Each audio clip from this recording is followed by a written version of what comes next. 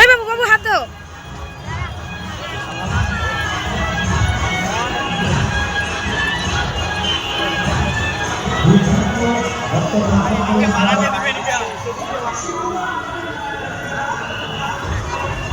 আপনারা মাইকে সফর করছেন,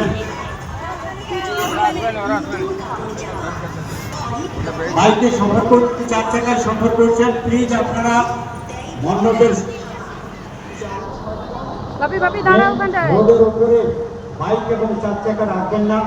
দূরে রাখবেন এবং পরিবারকে সঙ্গে নিয়ে মণ্ডপের